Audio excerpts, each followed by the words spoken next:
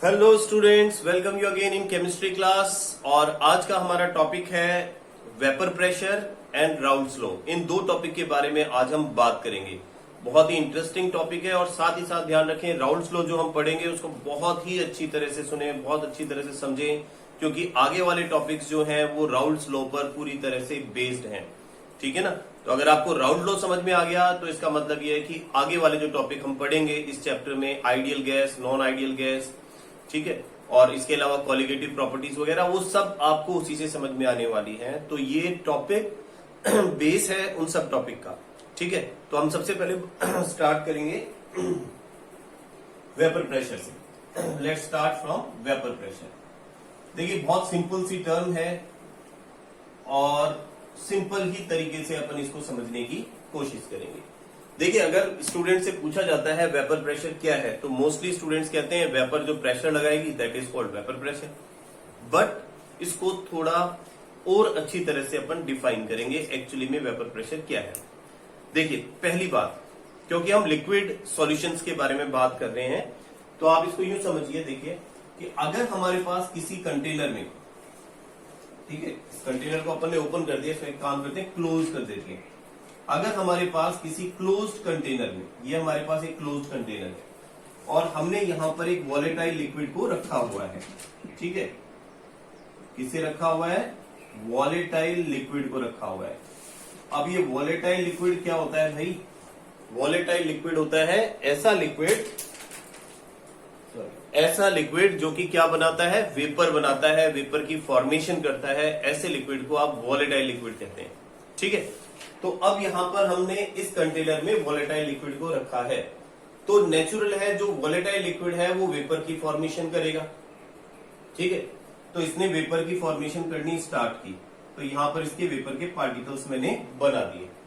अब अगर मैं टेम्परेचर को इंक्रीज करता हूं, चलो टेम्परेचर को इंक्रीज करते हैं, तो इंक्रीज करने के लिए हम यहां पर कुछ लगाना पड़ेगा ना, इसको हीट देने के लिए। तो क्या लगा दिया हमने? ये दिख रहा है बेटा? तो ये हमने लगा दिया है स्पिरिट लैम्प मान लो, लैम्प मान लो, बर्नर मान लो, चलो बर्नर लगा दिया हमने। ठीक है, तो बर्नर से आपने इस लिक्विड को क्या किया? गर्म किया। और जब आप इसको हीट देंगे तो व्हाट विल हैपन? क्या होगा? The liquid phase will change into vapour phase. Liquid phase vapour में कन्वर्ट होगी, पूरा एक साथ कन्वर्ट नहीं होगा, इट विल टेक टाइम। ठीक है, धीरे धीरे ये वेपर में कन्वर्ट होना स्टार्ट होगा। अब गौर करना मेरी बात को, कंटेनर जो है वो क्लोज्ड है। अब क्योंकि ये क्लोज कंटेनर है, that's mean the vapour particle will not release.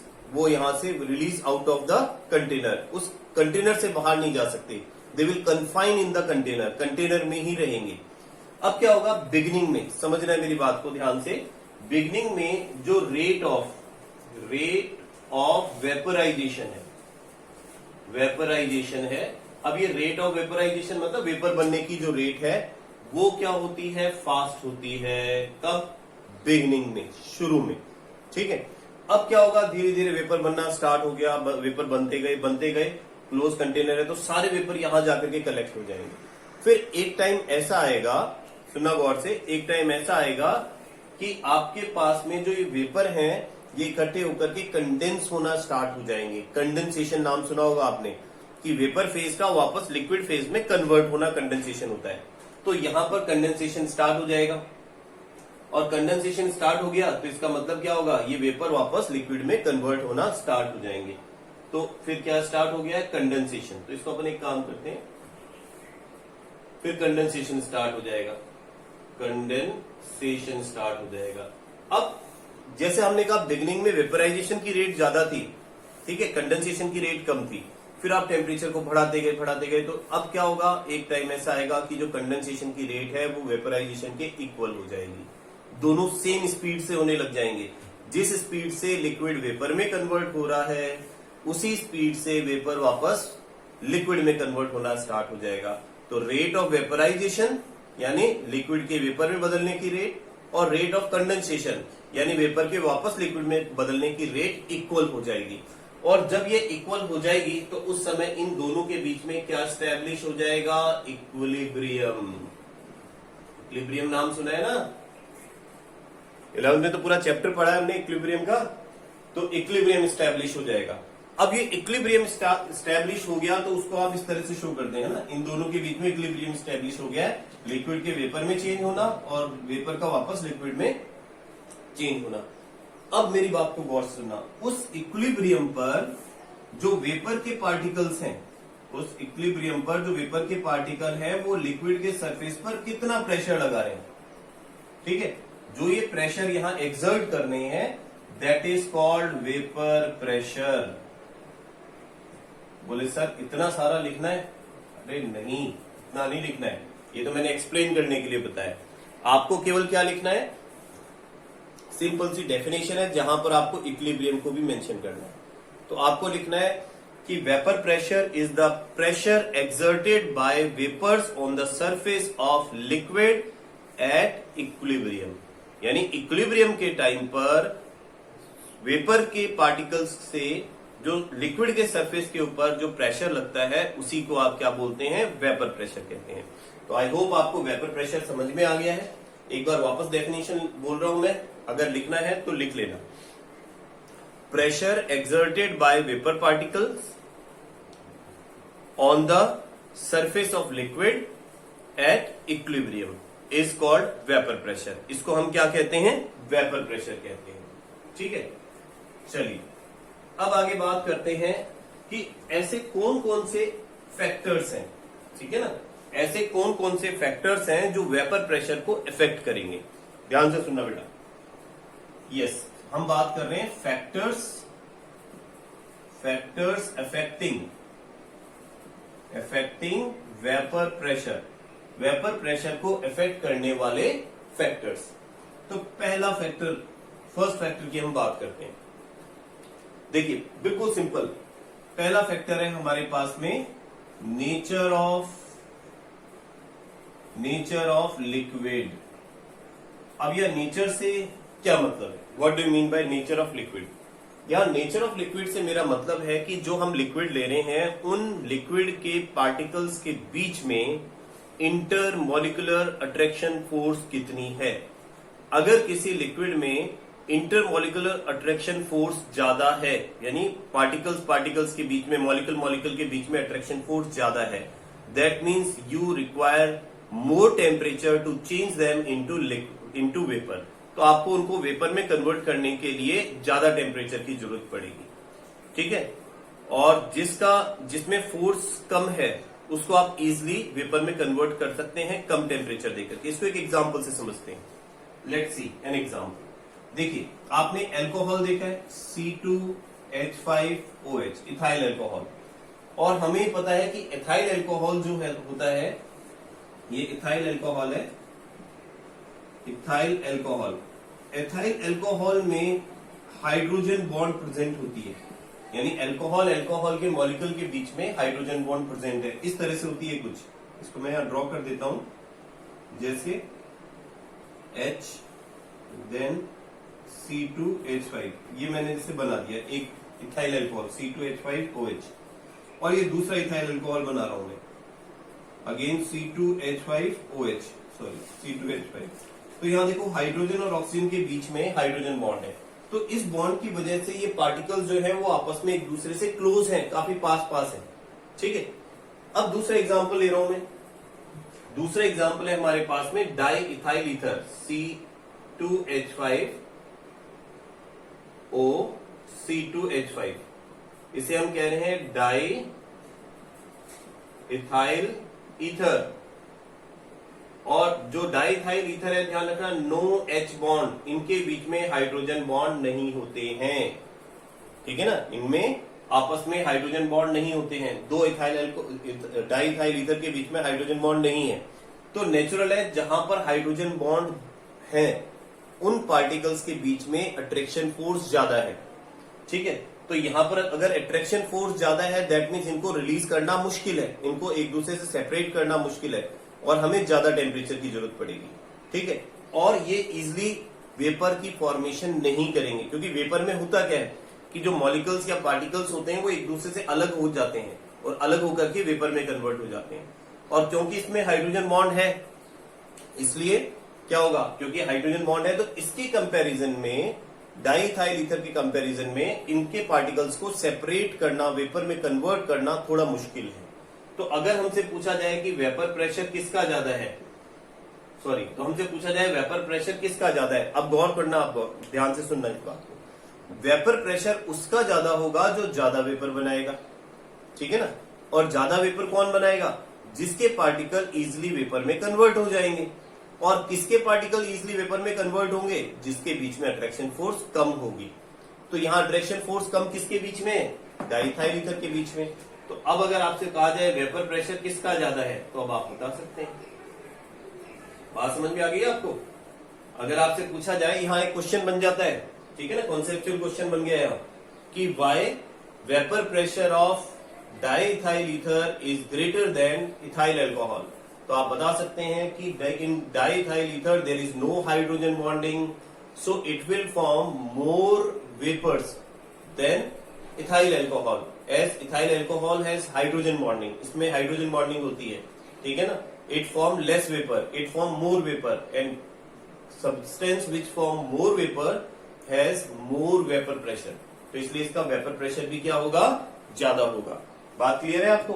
तो पहला जो हमने फैक्टर्स बताया है वो है नेचर ऑफ लिक्विड। अगर किसी लिक्विड में अट्रैक्शन फोर्स कम है तो उसका वेपर प्रेशर ज्यादा होगा, ठीक है। ये पहला नेचर हो गया। चलिए नेक्स्ट देखते हैं हम सेकंड। यहां से क्वेश्चन बन सकता है, ठीक है। सेकंड हम बात करते हैं टेम्परेचर की। टेम्परेचर देखिए, अगला फैक्टर है टेम्परेचर। अब टेम्परेचर वेपर प्रेशर को कैसे अफेक्ट करता है, बहुत सिंपल और इजी है, ये तो हमें पता है, बस पढ़ना है इसलिए हम पढ़ रहे हैं इसको। देखिए, हमें पता है कि अगर आप किसी भी चीज को ज्यादा गर्म करते हैं, ज्यादा वेपर बनाएगी। अगर ज्यादा वेपर बनाएगी तो नेचुरल है उसका वेपर प्रेशर भी ज्यादा होगा। तो सिंपल से हम इसको यूं समझ सकते हैं कि हमने टेम्परेचर को इंक्रीज किया। अगर हमने टेम्परेचर को इंक्रीज किया तो वेपर फॉर्मेशन भी क्या हो जाएगा, वेपर फॉर्मेशन भी इंक्रीज हो जाएगा। और अगर वेपर फॉर्मेशन इंक्रीज हुआ तो डेफिनेटली वेपर का प्रेशर जो है वो भी इंक्रीज हो जाएगा, कोई डाउट नहीं होनी चाहिए, ठीक है ना। तो ये चीज क्लियर है। तो तीसरा फैक्टर कैसे अफेक्ट करेगा, टेम्परेचर बढ़ाया, वेपर फॉर्मेशन बढ़ेगा, और जब वेपर ज्यादा होंगी तो वेपर का प्रेशर भी ज्यादा होगा। तो हम यहाँ एक वर्ड में इसको क्या लिख सकते हैं, vapour pressure is directly proportional to temperature. यानी आप अगर टेम्परेचर बढ़ाएंगे तो वेपर प्रेशर भी बढ़ जाएगा। Got it. चलिए आगे चलते हैं, ये दूसरा फैक्टर हो गया। Let's see the third factor. अब हम बात करते हैं थर्ड फैक्टर के बारे में। थर्ड फैक्टर बहुत इंपॉर्टेंट है, इसको ध्यान से सुने समझे, क्योंकि आगे भी ये फैक्टर काम में आने वाला है, ठीक है। देखिए, तीसरा फैक्टर जो है हमारा, ये है प्रेजेंस ऑफ अदर सब्सटेंस, दूसरे सब्सटेंस की प्रेजेंस, ठीक है, किसमें, इन सॉल्यूशन में दूसरे सब्सटेंस की प्रेजेंस। अब ये कैसे इफेक्ट करती है, समझते हैं इस चीज को, ठीक है। देखिए, मैं यहां पर दो सिंपल से एग्जांपल लेता हूं। यहां मैंने इस कंटेनर में एक लिक्विड लिया है। इस लिक्विड के सरफेस के ऊपर जो पार्टिकल है वो इस लिक्विड के ही हैं, और हम ऐसा मान रहे हैं कि ये जो पार्टिकल्स हैं ये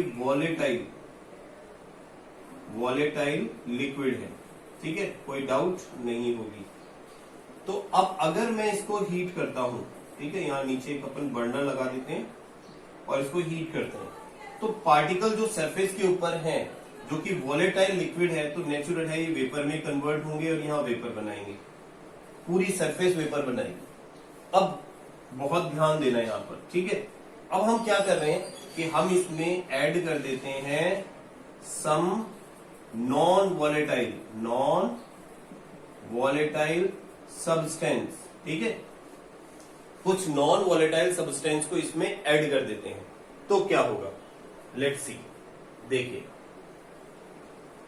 अब हम यहां पर कुछ नॉन वॉलेटाइल सब्सटेंस को ऐड कर रहे हैं, और ऐड करने के बाद आपके पास सरफेस के ऊपर जो पार्टिकल्स हैं वो दो तरह के पार्टिकल्स हैं, ठीक है। क्योंकि आप जैसे इसको आप यूं समझ लो कि आपने पानी में नमक मिला दिया, तो पानी तो वॉलेटाइल था, लेकिन जब आपने उसमें सॉल्ट मिला दिया तो सॉल्ट जो है वो नॉन वॉलेटाइल है। तो हमें ये पता है कि सरफेस के ऊपर केवल वाटर के मॉलिक्यूल नहीं होते, कभी टेस्ट करके देखना उसे आप, उसमें सॉल्ट के मॉलिक्यूल्स भी होते हैं या सॉल्ट के पार्टिकल्स भी होते हैं। तो यहां पर हम ये दो तरह के पार्टिकल्स बना देते हैं, ठीक है। चलिए ये बना देते, तो दो तरह के पार्टिकल्स हैं हमारे पास। पहला ये जो है इसे तो हम कह रहे हैं इसे तो हम कह रहे हैं वॉलेटाइल सब्सटेंस, और दूसरा जो है डार्क से ये है नॉन वॉलेटाइल सब्सटेंस, ठीक है। अब मुझे बताओ क्या इस दूसरे वाले सब्सटेंस में, अब इसको यूं मान सकते हैं यहां पर हमने प्योर सॉल्वेंट लिया है, ठीक है, प्योर सॉल्वेंट लिया है, और यहां मैं सॉल्यूशन ले रहा हूं क्योंकि सॉल्यूट मिला दिया तो सॉल्यूशन बन गया। अब आपको ये बताना है कि दोनों में से किस कंटेनर में ज्यादा वेपर्स की फॉर्मेशन होगी, फर्स्ट वाले में जिसमें केवल हमारे पास प्योर सॉल्वेंट है, या सेकंड वाले में जिसमें हमारे पास सॉल्यूशन है विद सॉल्यूट, और सॉल्यूट भी कैसा है, नॉन वोलेटाइल, ठीक है। सोचिए, ठीक है, सोचिए और अपने आप को आंसर दें और फिर अब टैली करें। देखिए जो मैं बता रहा हूं, हमने कहा था यहां पूरे सरफेस पर हमारे पास क्या है, केवल सॉल्वेंट है जो वॉलेटाइल है, पूरा सरफेस वेपर की फॉर्मेशन कर रहा है। तो नेचुरल है जब पूरा सरफेस वेपर की फॉर्मेशन कर रहा है तो यहां पर मोर वेपर्स, तो यहां पर ज्यादा वेपर्स की फॉर्मेशन होगी। जबकि अगर यहां आप देखते हैं तो यहां हमारे पास नॉन वॉलेटाइल भी है, और नॉन वॉलेटाइल क्या होता है, जो वेपर नहीं बनाता। तो ये वेपर नहीं बना रहे जो मैंने डार्क बनाए, और बाकी जो है वो वेपर बना रहे हैं, तो इसका मतलब पूरा सरफेस वेपर नहीं बना रहा है। और जब पूरा सरफेस वेपर नहीं बनाएगा तो इसका मतलब लेस वेपर्स, तो यहां पर क्या होगा, लेस वेपर्स, कम वेपर बनेगी। और अब ध्यान से सुनना, vapour pressure is directly proportional to vapours at equilibrium. Equilibrium में जो वेपर्स बनते हैं उनके डायरेक्टली प्रोपोर्शनल होता है। तो वेपर जिसमें ज्यादा बनेंगे वहां वेपर प्रेशर भी क्या होगा, ग्रेटर होगा, और जहां वेपर कम बनेंगे वहां वेपर प्रेशर क्या होगा, लेस होगा, कम होगा। बात समझ में आई? तो अब यहां एक अलग से हम टर्म यूज में ले रहे हैं इसके लिए, जो ये वेपर प्रेशर में कमी आ रही है इसको हम कह रहे हैं लोवरिंग ऑफ वेपर प्रेशर। अब अगर आपसे पूछा जाए what is lowering of vapour pressure, कि लोवरिंग ऑफ वेपर प्रेशर क्या होता है, बता सकते हैं।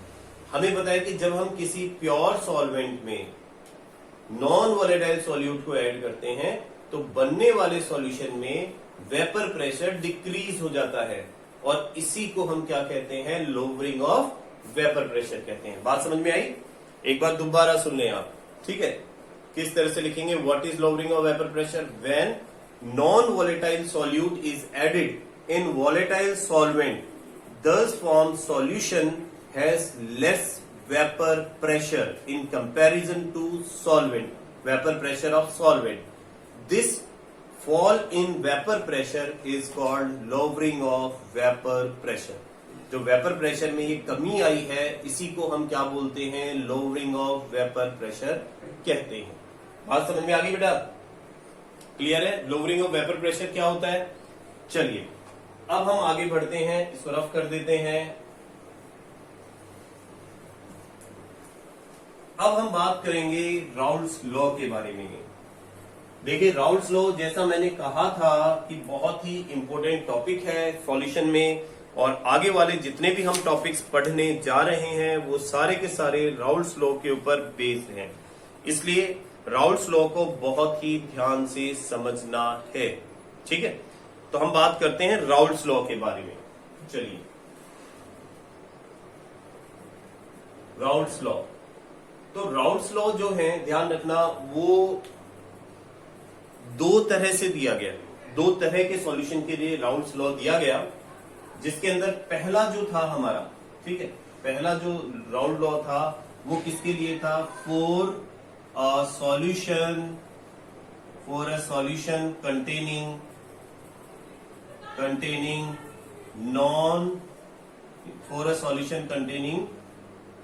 volatile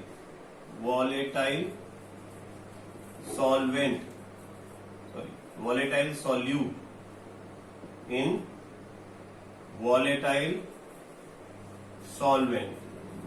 बात समझ रहे हैं कि सॉल्यूट जो हमने डाला है वो भी वॉलेटाइल है और जो हमारे पास सॉल्वेंट है वो भी वॉलेटाइल है। या हम ये भी कह सकते हैं कि Raoult's law for a solution having volatile components, उन सॉल्यूशन के लिए जिसमें दोनों कंपोनेंट वॉलेटाइल हैं। एग्जाम्पल देखें। एग्जाम्पल मतलब यहां पर देखिए, एक तो है इथाइल अल्कोहल, हमें पता है अल्कोहल वेपर बनाता है, ठीक है। और दूसरा क्या होगा, दूसरा साथ में मिला दें अपन वाटर, तो दोनों वेपर की फॉर्मेशन करते हैं। वाटर और अल्कोहल का जो मिक्सचर है वो क्या है, वॉलेटाइल कंपोनेंट वाला सॉल्यूशन है, ठीक है ना। और दूसरा लॉ जो हम पढ़ेंगे, ये हम पढ़ेंगे फॉर अ सॉल्यूशन हैविंग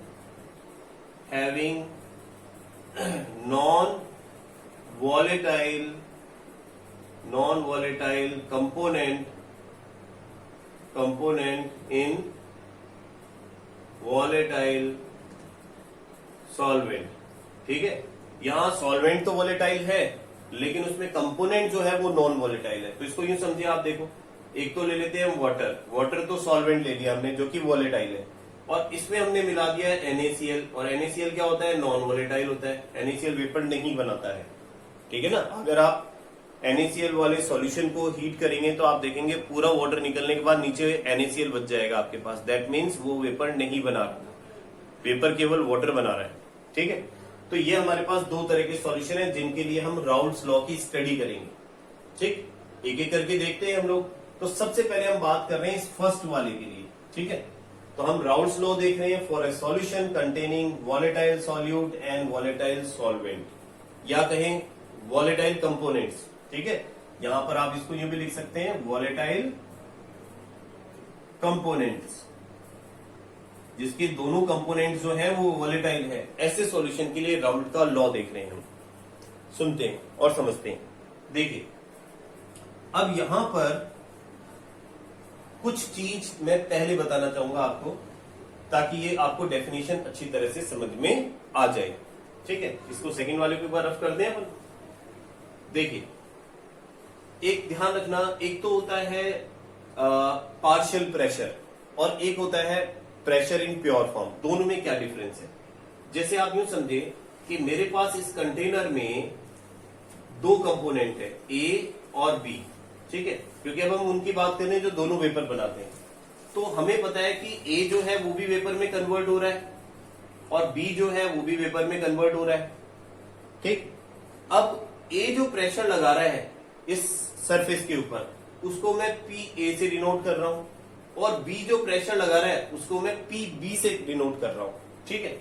अब दूसरा आप देखो, एक डायग्राम और बना रहा हूं मैं, एक यहां बना देते हैं, एक यहां बना देते हैं। अब इसको गौर से समझना, इसमें मेरे पास में जो है केवल ए कंपोनेंट है और इसमें मेरे पास केवल बी कंपोनेंट है, और यहां पर जो ए पार्टिकल ही वेपर बनाएंगे और इनका जो प्रेशर होगा मैं उसको पी नॉट ए से डिनोट करूंगा, और यहां पर जो प्रेशर होगा उसको पी नॉट बी से, क्योंकि केवल बी के पार्टिकल ही वेपर बना रहे हैं। अब ध्यान दें, अगर मान लीजिए आपके पास किसी कंटेनर में केवल एक ही कंपोनेंट है और उसको हीट करने पर वो वेपर बनाता है, तो उस कंपोनेंट का जो वेपर प्रेशर होगा वो प्योर फॉर्म में होगा। जैसे यहां पर मैंने ए दिया है, केवल एक के कंपोनेंट है तो प्रेशर भी केवल ए ही बनाएगा, तो उस ए का जो प्रेशर वेपर प्रेशर है उसको आप पी नॉट ए बोल रहे हैं। ध्यान रखना, प्योर फॉर्म में ए का वेपर प्रेशर पी नॉट ए है, ठीक है। पी नॉट ए का मतलब है vapour pressure of A in pure form, ठीक है। ध्यान रखना बेटा, बहुत ध्यान से समझना है इस चीज को, तभी वो राउल्ट्स लॉ समझ में आएगा आपको। दूसरा, यहां पर मैंने लिखा है पी नॉट बी, ठीक है। पी नॉट बी का मतलब क्या है, vapour pressure of be in pure form, pure form में बी कंपोनेंट का वेपर प्रेशर, ठीक है।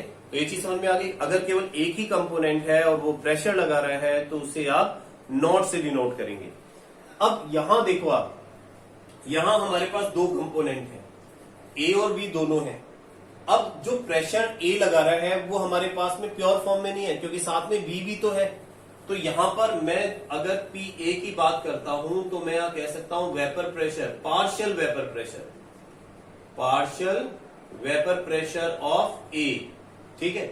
और पीबी को क्या बोलूंगा, partial vapour pressure of B. ये बात समझ में आ गई आपको, ठीक है। अगर आपके पास मिक्सचर है, आपके पास दो या दो से ज्यादा कंपोनेंट है, तो हर कंपोनेंट का जो वेपर प्रेशर लग रहा है वो पार्शियल वेपर प्रेशर है और उसे केवल आप पी ए या पी बी से डिनोट करेंगे।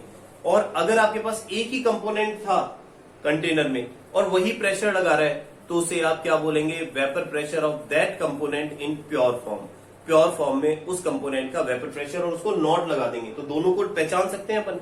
अगर नॉट लगा हुआ है ऊपर दैट मीन्स वो प्योर फॉर्म में है, और ये नहीं लगा हुआ है तो इसका मतलब वो पार्शियल वेपर प्रेशर है, ठीक है। अब हम बात करते हैं राउल्ट्स फर्स्ट लॉ की।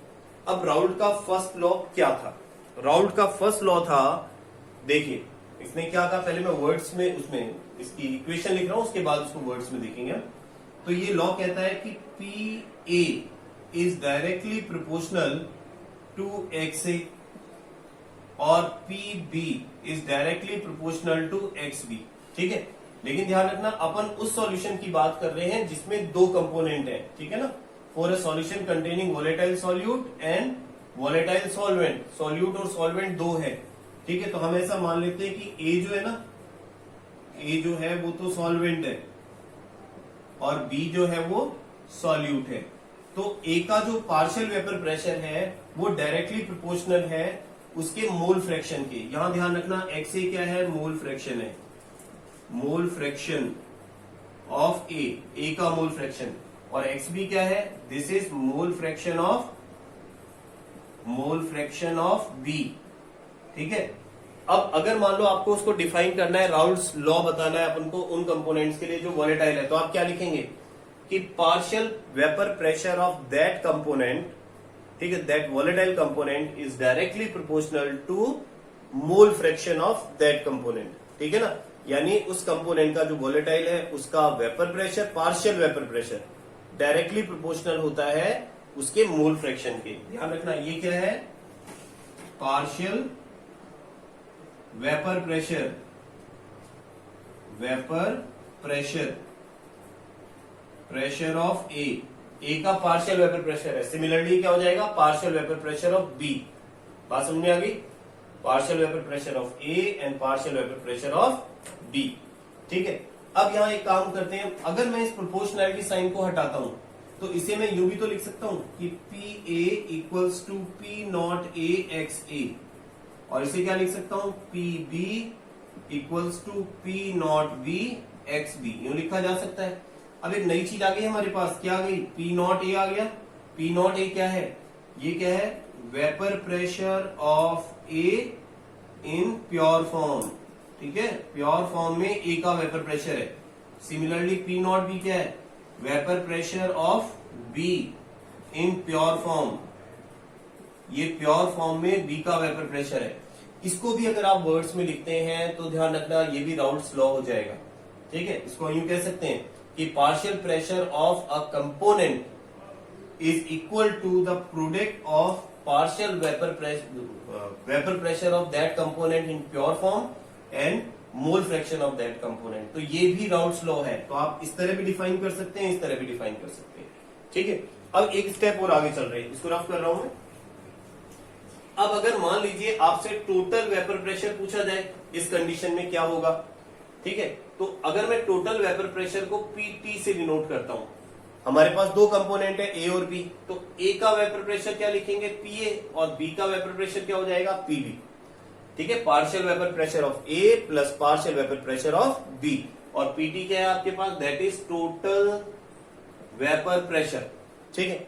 अब इनकी वैल्यू पुट करें, देखो पी ए की वैल्यू रखते हैं, पी ए की वैल्यू क्या होनी चाहिए, अभी अपन ने देखा P A equals to P naught A X A, तो पी टोटल इक्वल्स टू हम लिख सकते हैं P naught A X A plus P naught B X B, इसकी भी वैल्यू पुट कर दी हमने। एक चीज और आपको ध्यान होगा, हमने पढ़ा था XA plus XB equals to 1, मतलब मोल फ्रैक्शन जितने भी आपके पास में कंपोनेंट्स उन सबके मोल फ्रैक्शन का सम हमेशा 1 होता है। तो अब अगर मैं चाहूं तो A और B को डिस्प्लेस कर सकता हूं, यहां पर केवल एक ही कंपोनेंट का मोल फ्रैक्शन रख सकते हो आप इसमें। जैसे अगर मैं XA की वैल्यू लेता हूं तो क्या आएगा, 1 माइनस XB आ जाएगा, और ये वैल्यू यहां रख दें तो P total equals to P naught A 1 minus XB plus P naught B XB आ जाएगा। ठीक है, कोई दिक्कत, आगे सॉल्व कर लें। P total equals to P naught A minus P naught A XB और plus P naught B XB लिखा जा सकता है। थोड़ा सा और सॉल्व कर लें, इसको इधर चेंज कर देते हैं, इसको इधर ले आते हैं, तो इधर लिख देते हैं P total, total vapour pressure equals to P naught A plus P naught B XB minus P naught A और XB। यहाँ कुछ कॉमन ले सकते हैं, देखो आप, यस, तो यहाँ आ जाएगा P total equals to P naught A plus और P naught B minus P naught A और XB। तो अब देखो जो हमारे पास इक्वेशन बनी है, इस इक्वेशन में हम क्या कर सकते हैं, इस इक्वेशन में केवल एक कंपोनेंट के मोल फ्रैक्शन की हेल्प से आप फाइंड कर सकते हैं टोटल वेपर प्रेशर क्या होगा। ये इक्वेशन बनाने का पर्पस क्या था, ये भी ध्यान रखना आप, ठीक है। उससे भी सॉल्व कर सकते हैं, ऐसा नहीं है कि आप इस वाले इससे टोटल प्रेशर नहीं निकाल सकते, आप इससे भी टोटल वेपर प्रेशर निकाल सकते हैं, ठीक है। लेकिन ये फॉर्मूला अगर इसमें आपके पास दोनों कंपोनेंट के मोल फ्रैक्शन है तब, लेकिन यहाँ देखो हमने केवल एक ही कंपोनेंट को रखा है, तो एक कंपोनेंट से भी आप वेपर प्रेशर फाइंड कर सकते हैं, ठीक है। एक कंपोनेंट के मोल फ्रैक्शन से फाइंड कर सकते हैं अगर आपके पास बाकी के कंपोनेंट का प्रेशर हो, वेपर प्रेशर हो प्योर फॉर्म में, ठीक है। ये चीज समझ में आ गई। तो ये राउल्ट्स लॉ अगर पूछा जाता है तो आपको केवल इसी को डिफाइन करना है, ठीक है। और अगर उसको आगे तक ड्राइव करना है टोटल वेपर प्रेशर के लिए तो आप यहां तक लिखेंगे, ठीक है। तो इसको रफ कर दे अपन, ओके। चलिए अब अपन बात करेंगे next, Raoult's law for those solution which have non volatile component. ऐसे सॉल्यूशन के लिए राउल्ट्स लॉ जिसके अंदर नॉन वॉलेटाइल कंपोनेंट है, ठीक है। तो हम यहां बात कर रहे हैं राउल्ट्स लॉ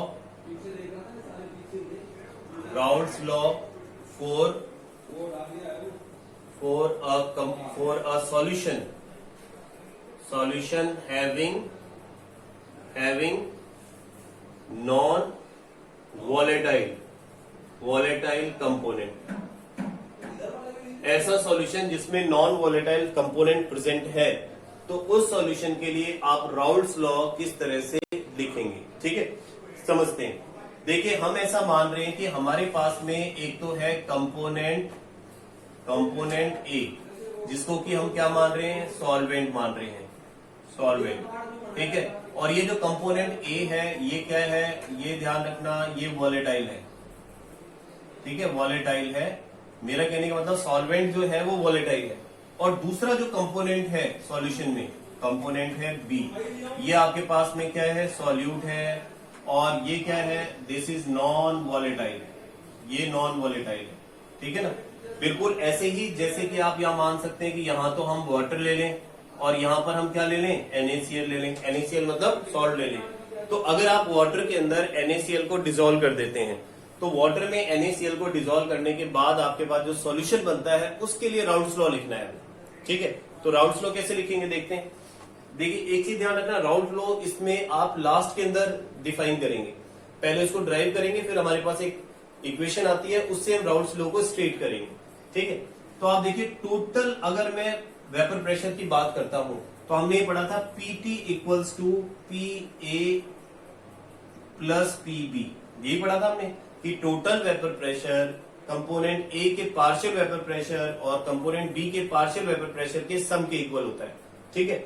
अब यहां पर एक चीज ध्यान रखना, B को मैंने क्या कहा है, नॉन वॉलेटाइल।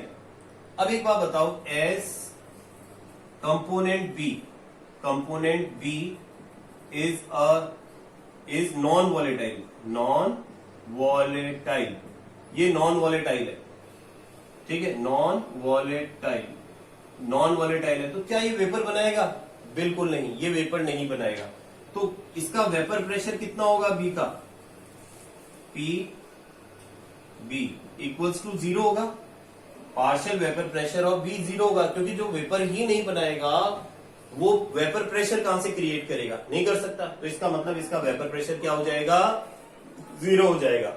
अब यहां पर आगे चले, अगर इसका वेपर प्रेशर 0 हो गया तो पी टोटल किसके इक्वल हुआ, पी ए के इक्वल हुआ, ये तो 0 है ही, ठीक है। अब हमने क्या पढ़ा था, देखो पी ए की वैल्यू पुट करते हैं अपन पहले वाले लॉ से, तो हम ये इसे यूं लिख सकते हैं, P total equals to P A, और पी ए की वैल्यू क्या थी, P naught A X A, यही पढ़ा था हमने, ठीक है। तो इसका मतलब ये हुआ कि अब अपन को इससे आगे ड्राइव करना है, P A equals to P naught A X A.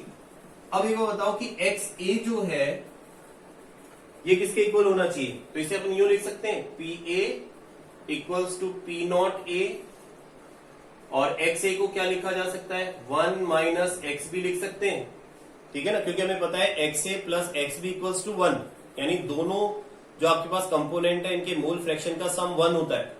तो अगर अपन एक कंपोनेंट को बाहर लेते हैं तो क्या आ जाएगा, 1 माइनस एक्स बी आ जाएगा।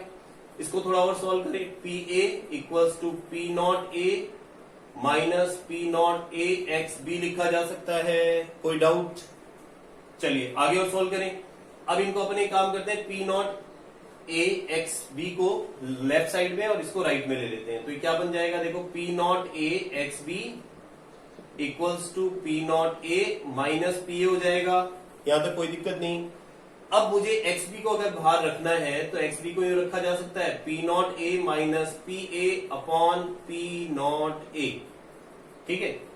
ये जो हमारे पास स्टेटमेंट बना है, इसको अगर हम वर्ड्स में बोलते हैं तो वो हमारे पास राउल्स का सेकंड लॉ है, किसके लिए, नॉन वोलेटाइल सॉल्यूट वाले सॉल्यूशन के लिए।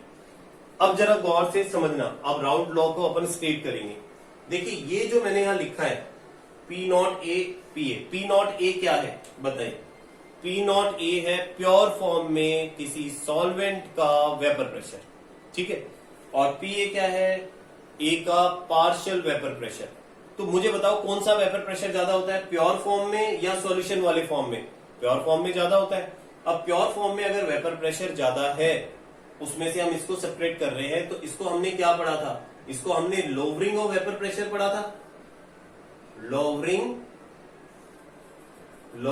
ऑफ वेपर प्रेशर, यही पढ़ा था हमने, ठीक है ना। लोवरिंग ऑफ वेपर प्रेशर क्या होता है कि किसी सॉल्वेंट में, ठीक है, सॉल्वेंट का वेपर प्रेशर और उसमें से अपन उसका पार्शियल वेपर प्रेशर सेपरेट कर दें, तो बनने वाला जो हमारे पास इक्वेशन उसको लोवरिंग ऑफ वेपर प्रेशर कह रहे हैं। और अगर उसको मैं पी नॉट ए के रिलेशन में फाइंड करूं तो उसे क्या बोलूंगा, relative lowering of vapour pressure. समझ में आ रहा है। अब ये पूरा जो है relative lowering of vapour pressure है, और relative lowering of vapour pressure किसके इक्वल आ रहा है, एक्स बी के। तो इसको आप यूं लिख सकते हैं, देखिए relative lowering of vapour pressure is equal to the mole fraction, किसके मोल फ्रैक्शन है ये बी, देखो मोल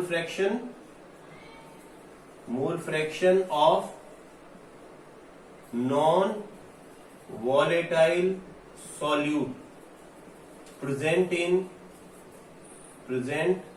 इन वॉलेटाइल सॉल्वेंट, ठीक है ना। ये आपके पास राउल्ट का सेकंड लॉ आ गया है। अब इसको जरा अपन ना प्रैक्टिकली और समझते हैं। देखिए इसका मतलब क्या है, इसने ये कहा है कि relative lowering of vapour pressure equal होता है सॉल्यूट के मोल फ्रैक्शन के, जो कि नॉन वॉलेटाइल है। इसको मोटे तौर पर आप यूं समझ सकते हैं कि अगर अपन किसी सॉल्यूशन में या कहें किसी सॉल्वेंट में, जैसे सॉल्वेंट आप वाटर को ले लें, वाटर एक सॉल्वेंट है जो वॉलेटाइल है, उसमें आप सॉल्ट को डिसॉल्व करते हैं, सॉल्ट जो कि नॉन वॉलेटाइल है। तो ये कह रहा है कि vapour pressure, lowering of vapour pressure कितना होगा, ये relative lowering of vapour pressure है, तो relative lowering of vapour pressure किसके इक्वल होगा, वो इक्वल होगा मोल फ्रैक्शन ऑफ सॉल्यूट के। यानी जितना आप उसमें सॉल्यूट डिसॉल्व करेंगे, मतलब पानी में जितना नमक घोलेंगे, वाटर में जितना सॉल्ट डिसॉल्व करेंगे, उसका वेपर प्रेशर उतना ही कम होता जाएगा। बात समझ में आ रही है ना, उसका वेपर प्रेशर उतना ही कम होता जाएगा, ठीक है, क्योंकि ये लोअरिंग ऑफ वेपर प्रेशर किसके इक्वल होता है, ये इक्वल होता है मोल फ्रैक्शन ऑफ सॉल्यूट के, और वो सॉल्यूट जो कि नॉन वोलेटाइल है। बात समझ में आ गई आपको। तो ये हमने दो देख लिए हैं, राउल्ट्स फर्स्ट लॉ देख लिया, राउल्ट्स सेकंड लॉ देख लिया। अब इस राउल्ट लॉ के बेस पर नेक्स्ट वीडियो के अंदर हम बात करेंगे आइडियल सॉल्यूशन किसे कहते हैं, नॉन आइडियल सॉल्यूशन किसे कहते हैं, ठीक है, और बहुत सारी कॉलिगेटिव प्रॉपर्टीज के बारे में हम बात करेंगे। ठीक है, अब ये जो मैंने टॉपिक बता दिया है, इसमें जैसे एक तो ये है राउल्ट सेकंड लॉ जो अपन ने बताया, और एक राउल्ट फर्स्ट लॉ, इससे रिलेटेड न्यूमेरिकल्स भी आते हैं। ठीक है, तो इसके न्यूमेरिकल की भी हम प्रैक्टिस करेंगे।